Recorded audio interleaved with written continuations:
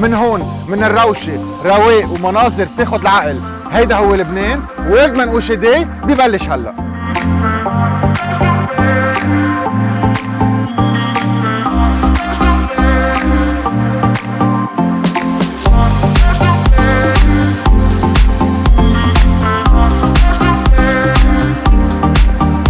واو ريحتها مش معقول. كتير بحب هالشي. رح اخذهم تشاري منقوشه مع حدا. كنت اجي اشتري منقوشه 250.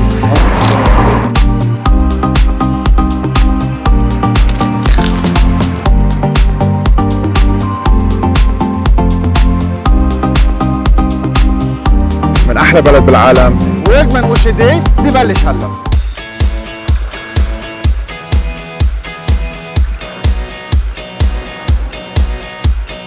مثل ما انت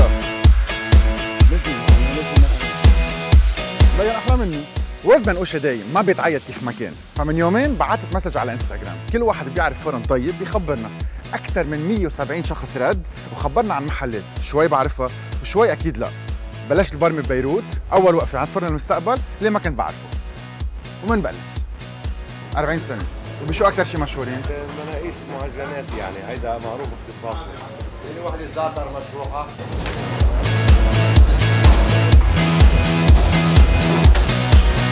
ريحتها بهالشكل. اول ما وصلنا قال له مشروحه للاستاذ. مشروحه يعني كثير رقيقه. زعتر كثير خفيفه كثير رقيقه.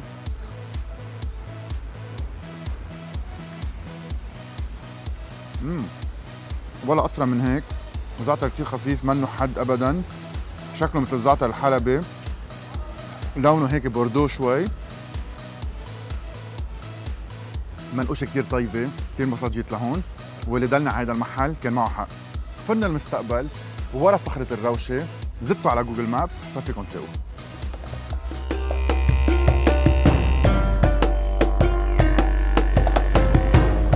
دلونا على محل اسمه البولنجي. مرحبا.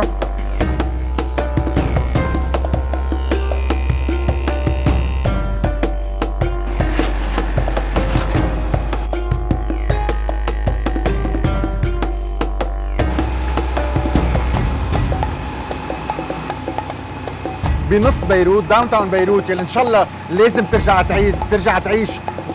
كنت عم فتش على منقوشه هالقد طيبه ان داون تاون بيروت. البولنجي صابة على القد.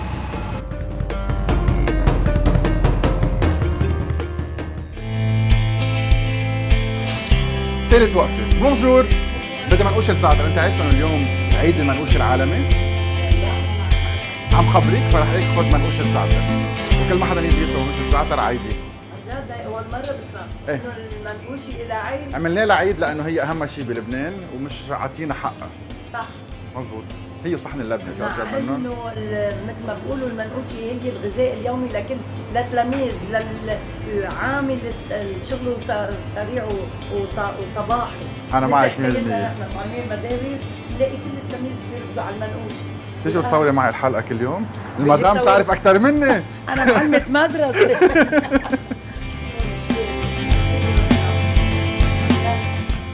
كنت عم بحكي عن كل منقوشة كيف تفرق عن غيرها. هيدي المنقوشة أكبر، أسمك، طرية أكثر شوي مثل المخدية، وزعتراتها أفتح بكتير.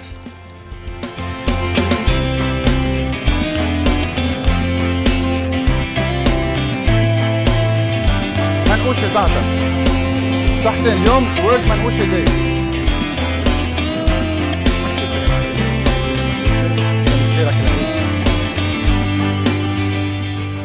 مار مخيل جميزة شارع الحمراء. نهار جمعة الصبح الساعة 7 بكرة. كتير رواق والطقس كتير حلو. عم ببرم على منقوشة طيبة ولهلا ثلاثتهم كتير منيح. بس الأهم اخذ معي ليرات لبنانية لدعم الليرة اللبنانية وتبرهن انه بعد ال1000 ليرة تشتري منقوشة. كل هول منقوشة ورا منقوشة ورا منقوشة ورا منقوشة ورا منقوشة. رابعة عند فرن غطاس. فرن غطاس جيت لعنده من ما بعرف 5 سنين. ما في محل صفه بنص شارع، باخر شارع جميزة قبل شارع معلم مخيل، ما بيضيع، عنده منقوشة طيبة كتير.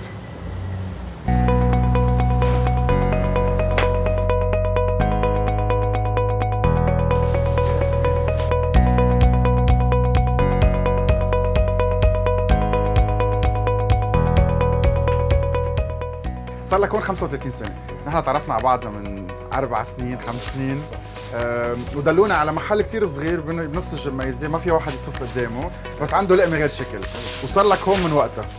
طب خبرنا أكثر، كيف بلشت الفكرة؟ مين بلش قبل حضرتك؟ العائلة؟ أولادك عم بكفوا؟ اولادي تقريبا هلا صاروا كلهم بالغربة يعني، ناس بفرنسا ناس بكندا، وحابين هلا يفتحوا برا اكثر من انه يفتحوا.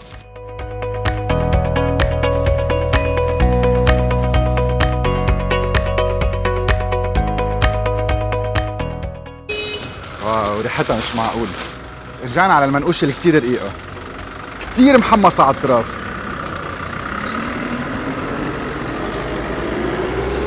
منا قاسية، منا كتير طرية، بس هيك بتحسوا فيها تحت السنين، وزعترها عظيم. صار له من 1920. ساعات بيطلع على بالكم كاتشة تانية.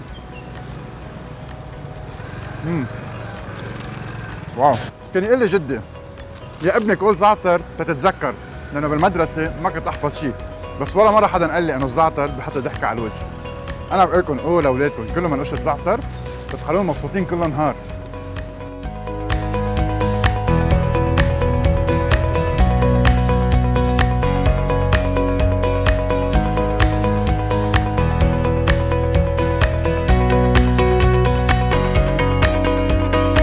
لحم عجين من 1946 والشباب هون غير شكل.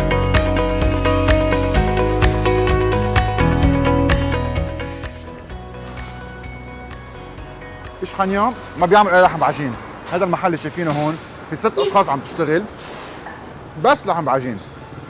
هيدي لحم بعجين الارمنيه، رقه مثل الورقه ولا قطره من هيك، كتير خفيفه بتدوب تحت اللسان. هيدي ما فيها توم لانها على دبس الرمان، وكتير كتير طيبه. من 1946 تعرفت على الوالده هذيك المره، اليوم الي هون إشخانيا بيكري بنص بيروت.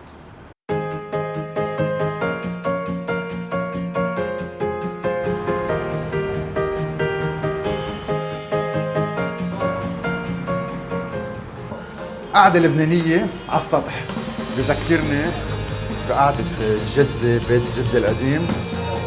بونجور، ماشي الحال؟ مرحبا. فرح اقعد هون واطلب منقوشة. وصلت المنقوشة. دقيقة دقيقة، خلصنا الدق.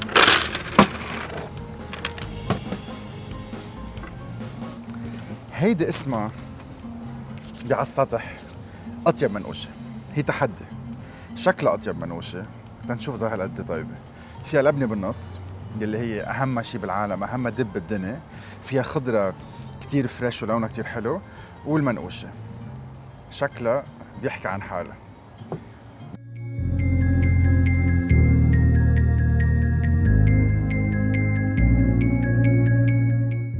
هاي هي المنقوشة، والقطرة من هيك زعترات كتير خفيفين، قرشة الخضرة غير شكل. اكسلنت، كتير بحب هالشي. بنص الأشرفية على السطح مع فيو على بش حمود. مش حيلا، أخذت هدية للطريق. أخذت زعتر رولز، هول الزعتر رولز يلي أخذته معي على سان فرانسيسكو. هي منقوشة معمولة مثل تشيبس. تسمعوا القرشة؟ تنقرش منقيش على الطريق. ادكتيف عن جد. وصلنا على بش حمود، هارود بيكري. حبيت بنبلش بالجبنة، شو جاي من بعدها؟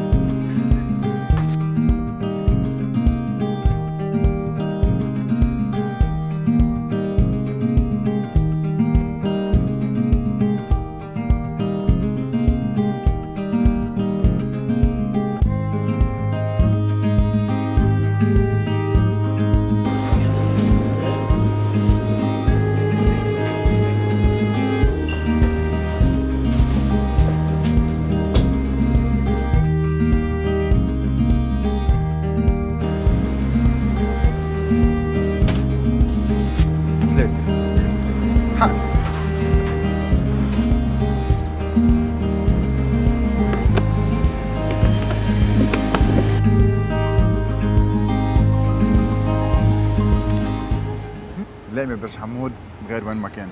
عندها النفس الأرمني، بحبه كتير. ثانك يو، باي. فأخذهم انتو شارع منقوشة مع حدا.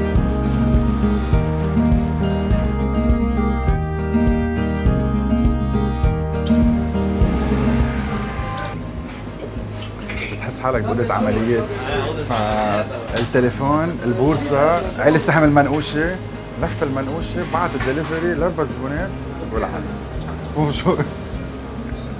ومنقوشة الشهيرة بعد ما أكلتها اليوم. منقوشة زعتر مع لبنة وخضرة أكيد. شو اسمك؟ حبيب قد صار لك هون؟ 30 سنة. حبيب كثير مهضوم، جوه كثير حلو، بعيط على كل الزبونات، بس بحبه. لكن لبنة، زعتر، بندورة، خيار، حلو الكرم. صار صراحة فتوش. دقيقة، صارت الصورة. بدك حد؟ لا.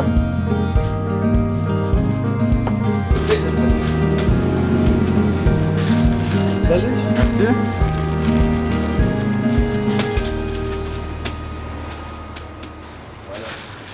خبرني شي حلو عن المنقوشة. صباح الخير. خبرني شي عن المنقوشة، اليوم عيدها بدنا نعيدها. مزبوط، اليوم عيد المنقوشة، وورلد منقوشة داي. هي اطيب شيء لهلا بالحياه.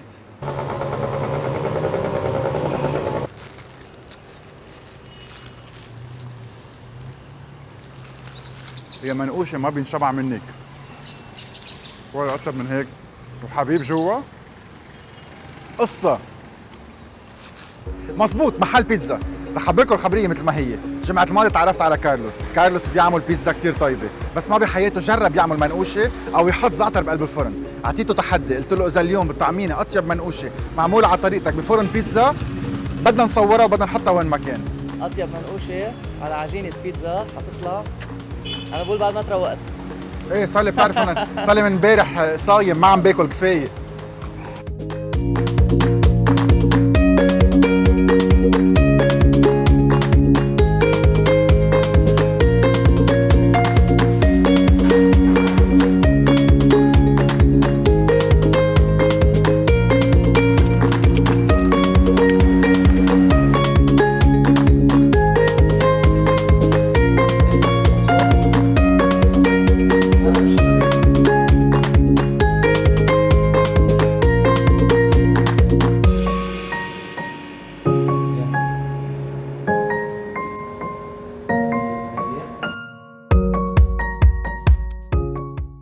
منقوشة زعتر مع بارميزان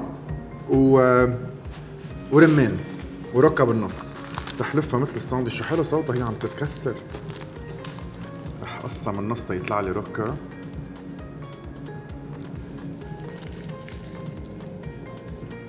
زعتر، بارميزان، أول مرة باكل اثنين مع بعضهم.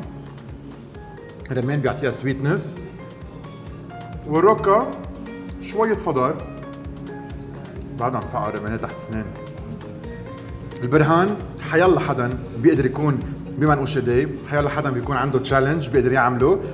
بعتقد بيتزا بليز اللي هو محل بيتزا صار فيكم تاكلوا عنده زعتر اذا كارلوس قرر يخليها على المنيو يعني. رجعت. شو حاكم؟ كيفك اليوم؟ منيح، انت كيفك؟ منيح. خليني اعرفكم على جورج بعرفه من اكثر من 30 سنه. كنت ساكن هون تنمال، كنت اجي اشتري منقوشه 250. مزبوط. اليوم عيد المنقوشه العالمي جورج، وما بقدر ما اقطع لعندك. هذا الفرن محل ما اكلت الجبنه والزعتر، وهلا بتشوفوا كيف بيشتغل بايديه. منه مثل حيلا فرن بالعالم. جورج فرن سيفان مزعت يشوع.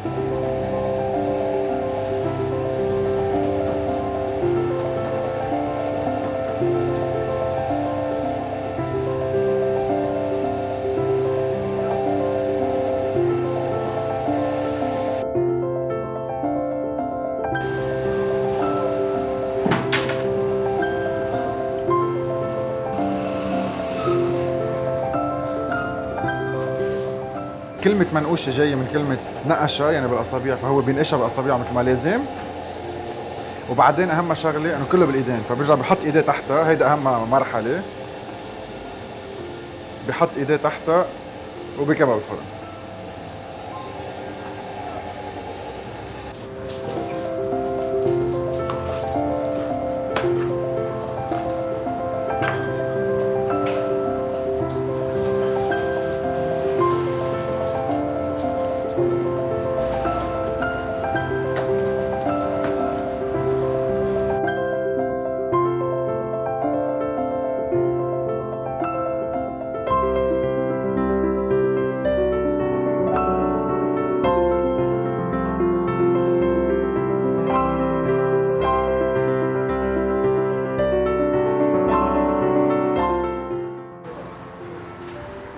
يعني بعتقد صرت جاي لهون عدة مرات. عند جورج الوضع كتير سبيسيال، ما في طاولات، ما في كراسي، بتقولوا بدي لبنه وخضره ما عنده. هول هن عنده جبنه والزعتر ولحم بعجين والسلق. لحم بعجين بدكم 10 ما بتشبعوا قد ما طيبين وقد ما رقيق. الجبنه حجمها غير شيء وكبيره، والزعتر بتاخد العقل. كل ما اجى لهون يعني بشط ريل قبل ما بلش اكل. 30 سنه وان شاء الله ما بيسكر، لانه حاطط انه بده يبيع العقار وبده يرجع على المانيا. حضرته امبارح الفيديو تبع المانيا، كثير انبسط وقال لي بدي ارجع اروح لهونيك. منقوشه عن جورج، عن جد ما بتشبه ولا وحده ثانيه. بحب قد الدنيا، واطلبوا مع الجبنه شويه حار ارمني. روعه. أنطوني كان يجي جده أول شيء، بعدين بيو، بعدين هو صغير كان يجي مع سته، كان ياخذ منوشة مع بونجيس 250 ليرة، وبعدين بلش كبر اسم الله صار حكيم اسمه، وبلش هوايته بالأكل. مزبوط. وبعدنا بيجي لهون. لانه كل شيء غير، لانه اساسا المنقوشه اسمها منقوشه لانه بتنقش، فعند جورج بينقشها، لانه الزعتر طعمته غير شيء، لانه حجمها غير. زعتر بلدي طحين اكسترا كله بالايد. كله بالايد، بعدين لا في مصاروي ولا في سريلانكي ولا في سوري، كله لبناني ارمني بس. 50 سنه صار لك تعمل منقيش؟ بعد سنه بصير 50 سنه. 69 مكتوب هون على الزيت 69. نايس. 50 سنه هذيك. تعالوا بجورج. فرن سيفان على طريق مزرعه يشوع. وش بيت انطوني؟ مش دوري تعرفوا وين بيتي. كان طفولتي عن جد، بحبه كثير هالزلمه، بحب كثير هالفرن. منه مفلسف، انستغرام ما عنده، فيسبوك ما عنده، ما بيعرف شيء، مرتاح مع حاله، ما حدا عمل له دعايه، والناس فايته ظاهره بس تاكل هاللقمه الطيبه. بعده الفرن مثل ما هو. بعد الفرن مثل ما هو احسن. اكيد احسن. شو بدك دوقني؟ بدك دوقك على زاويه ولا بدك تدوق المنقوشي لانه اليوم بس دايما منقوشي؟ بدك اياه. مشوا لي وحده جبنه مع صوص هيدي على زاويه ندوقها. ما في توم ما في بصل. كثير جديد. ما في توم ما في بصل. ولا بصل. عظيم. ومنوشة فيها زعتر. بصل اصلا بس عملنا بدون بصل. ومنوشة زعتر. ومنوشة زعتر.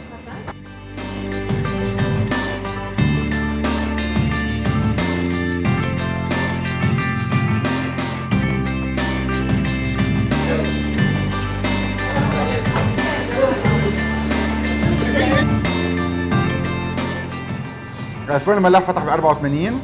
بتذكر كان على الحطب وتغيرت الايام. مظبوط، صرنا الحطب اصعب تامينه بنحافظ على كم شجره الباقيين. مظبوط. شو رح اكل؟ زعتر اكيد تو سيلبريت ويد منقوشه داي، وشو كمان؟ جبنه وصوص. واو. ساعة قلت لي جبنه وصوص فكرت حالي عم باكل بيتزا على اللبناني، بس الحموضه اللي بقلبها، الحر اللي بقلبها، البندورات كيف هيك بفقعوا تحت اللسان، والعجينه قديش طريه والجبنه دايبه. فيري جود كواليتي. هي العجينه المعودة بعدها هي زيتها. بتذكر العجينه كانت كتير طريه وفلافي، يعني اذا حطيت ايدك عليها بتنط. ستيل لانه بعد ما بتذكر لما بلشت انا استلم المحل جمله بي البرنسيه ابدا ما بتاكلوا ما طعمي للعالم، فمن هالمنطلق رح نشتغل بعدها.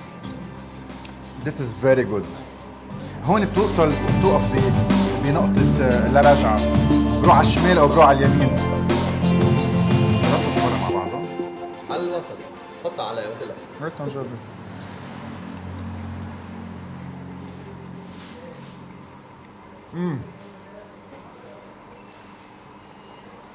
واو.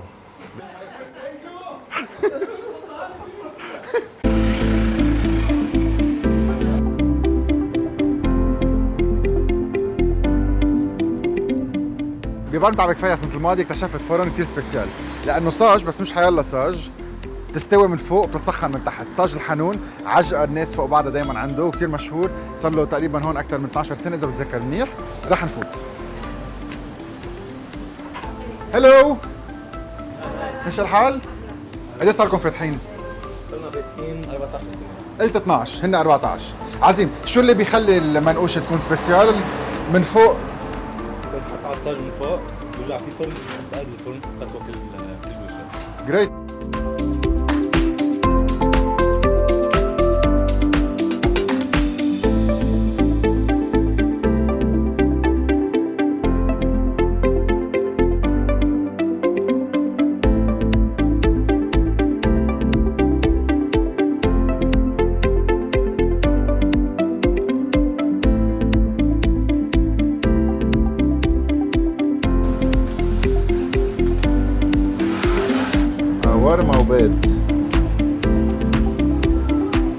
اسمعوا الصوت.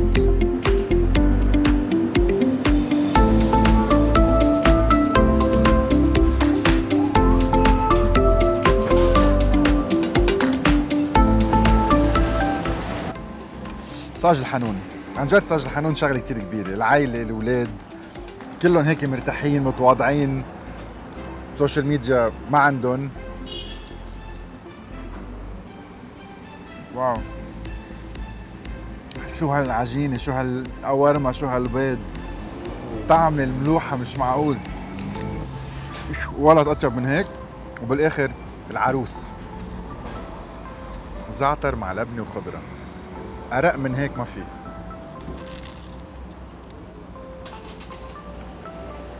واو، 14 سنة ومش بالغلط.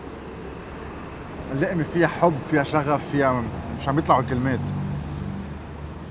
بكفيها على الطريق العام، ضروري توقفوا عند صاج الحنون، زدتوا على جوجل مابس.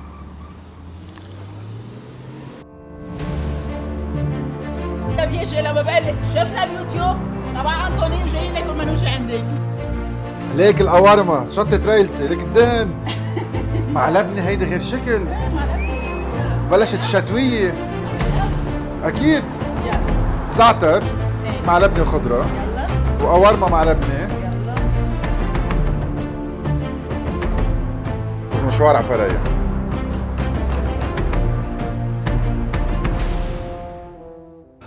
عزيت الوقفة، عزيت الصاج. بس ما كانش محل. شو كان؟ تحت خيمة. خيمة؟ ايام الحرب. كنا عملها على الحطب. كنت عامل برميلان اللي تبع المزون اساسهم حته السوج عليهم وقول عن شارع. طب شو سر الطعمة؟ هي العجينة، هي هيك كله مكبل بعضه. العجينة، الزعتر، القوارمة، مثلا كل قوارمة مش طيب العجينة بده بطلع شوي. والعجينة بتعمليها اليوم او بتبلش من عشية؟ من عشية. عشية. ايه بعملها من عشية وبعد تصل ترتاح ثاني نهار بشتغل فيها. بس انه كله متكامل يعني. اللي لبنه.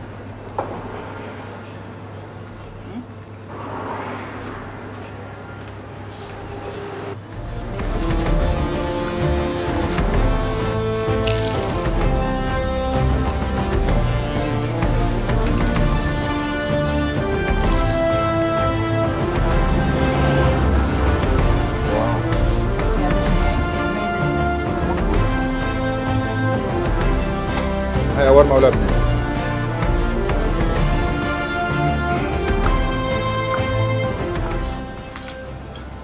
عند ام بشير الترويقة على الشباك، فبتحطوا اغراضكم هون وبتظهروا على الشباك.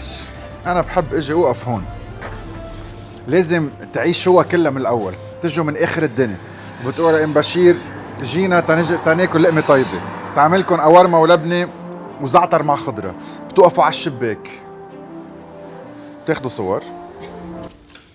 ما فيها فات الا شوي، لبنة مع قوارمة ودهن وحر.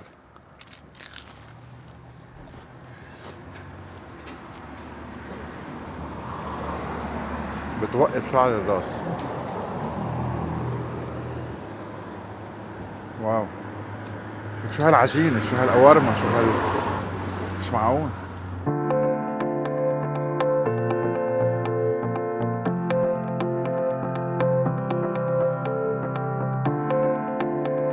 قديش هالمنقوشة مهمة بلبنان، وكيف كل ضيعة وكل شخص طورها على طريقته. 13 وقفة، كل وحدة فيها قصة، كل وحدة فيها ناس معينين، فيها طعمة عجينة، فيها مكونات. هلا رايحين على بسكتة بالمبدأ عند كريكور، صديقي العزيز اللي بحبه كتير واللي بيعمل لقمة بتعقد. إذا ما سكر فإن شاء الله خير، عم بمشي شوي بسرعة. بونجور، اشتقت لك. بتعرف عملنا اليوم شو عملنا اليوم جديد؟ اليوم اول شيء بضلك تخبر عني اني بيجي بكير، فقلت اليوم بيجي مأخر. اهلا وسهلا 3 بعد الظهر. اهلا وسهلا.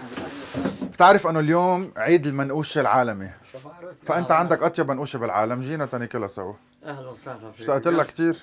انت كيف؟ الحمد لله، انتم منيح؟ منيح؟ عائلة منيحة؟ كثير منيح. شو بك ما عم تجي لعنا؟ والله ما عم بدك جيب بفضح. هالمرة فوتوغرافيات تعرف عليهم. يلا. منقوشة عم كريكور هي منقوشة كتير لايت، بس من أطيب نقيش العالم، لأنه فيها 4 أنواع جبنة، فيها أورما، فيها بيض، فيها سمنة، فيها زبدة، بلعت بريقة، وفيها هالقد حب. وهيدا الزلمة إنسان كتير عظيم، مثل ما شايفين ما في عنده مكنة، ما عنده شي على الكهرباء، كله على الإيد. ببلش من 4 الصبح للساعة 3 بعد الظهر، وحده بهالأوضة الصغيرة. خبرت كل شي؟ سي طنطور. طنطلور سلمنا عليها فوق، عتلاني هم فتحت الباب أنا وجاي.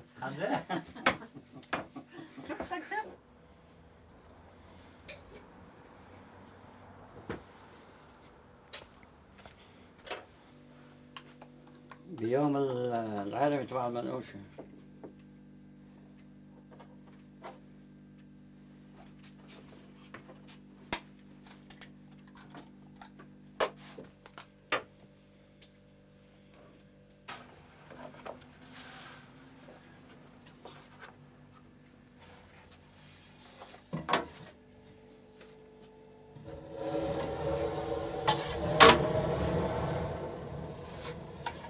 في 70 صنف كلام. 70 صنف. تذكر مرة تعبت من 17 أول ما جيت أول مرة قعدت في 53. بدنا نقضي نهار أنا وياك. إيه إمتى بدك؟ وقت اللي أنت بدك.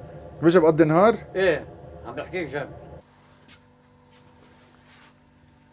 هيدا شو داب مع الوقت؟ لا هذا قصة هذا كمان كنت عم بشتغل بس كنت نهار حد وعجقة. وقفي على يميني مدام ضربتها فيه؟ بتقول لي المدام منك قليل بترق على الشابك اسرع من فقش الشابك بايدي هاي فقش هذا ما هذا زين لا اضربه بالشاكوش ما بيها فقش فتاي حرام من حجري تستحي وحمار وجهه يعني صايبت عينها هالقد. طلعت بالشابك تركته ذكر. نحن سوينا شوي هيك تركته ذكر كسرت 53 سنة ما حدا مطرح حدا. ما اختلفنا بس لازم المصلحة تكفي. ما حدا مطرح أنطوني. طيب مع احترامنا لكل الإعلاميين والشباب اللي بيتعاطوا على الاشياء هيدي ما حدا بيقدر يعبي مطرحك مع شر. انت شايف سطحت كيف بيقول انا يا عمي اعطوني طريق بس و50 كاميرا. في احلى منها؟ وقديش حلو القعدة عندك، الضوء والرواق، ما بدها موسيقى يعني.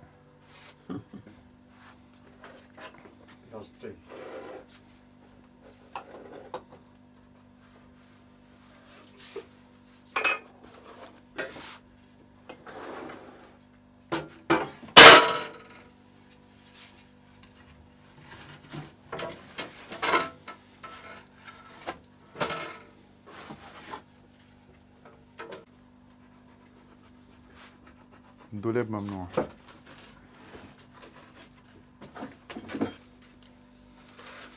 يلا يا شباب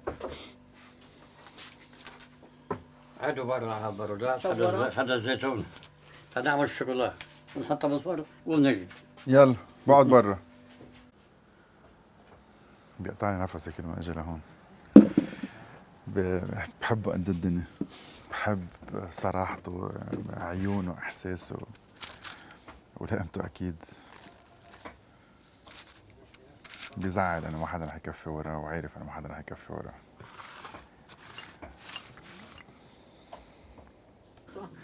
وهيدا هي.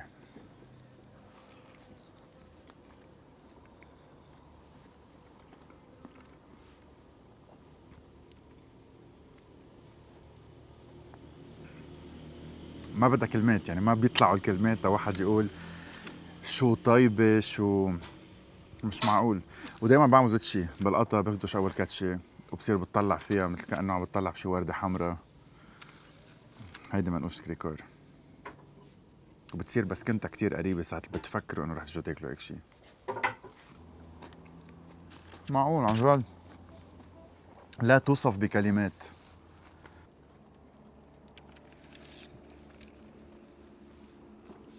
اثنين شوكولا مع جبنة. واو هلا عم تخبرني عنها هي؟ بعد 3 سنين؟ نرجع عم نحكي 100 مرة. كنت عم تخبيها عني؟ بفات مشوار شينا مستعجل بدنا ندوق كل شيء ما فيني. خلص جاي اقضي نهار معك. انا بستعد اعملهم كلهم بس تاكل منه. بيجي مش لعنا معقول. مستعجل بده يبرم الدنيا كلياتها وبده يجي يقعد عنا والله جيت هالمرة. وبعدين بيعتبنا.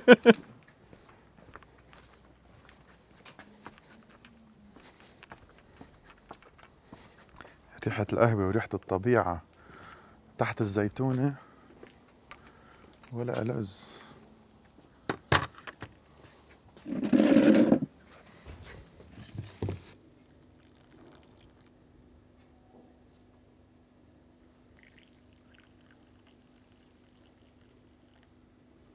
هذه القهوة أهلا وسهلا.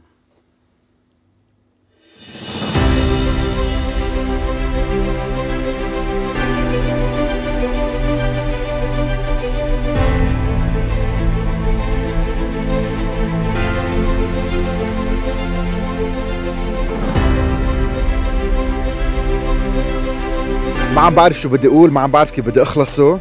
صارت برجع بتذكر جورج وكريكور وام بشير وكل شخص وحبيب وكل شخص التقيت فيه اليوم. 14 وقفة، ناس كلها عم تضحك، ما حدا عم بينق، كلنا مأمنين بهالبلد. أنا مآمن بهالبلد كرمالي وكرمال ولادي، وكل واحد منكم يسأل حاله شو عملت لهالبلد. سوا نبني لبنان المستقبل، من أحلى بلد بالعالم. بيخلص منقوش داي السنة الجاي بعد أكتر وأكتر تكل العالم وكل اللبنانية بالعالم يتحدوا على طاولة لأنه لقمتنا بتجمعنا. هابي منقوش داي، بشوفكم السنة الجاي.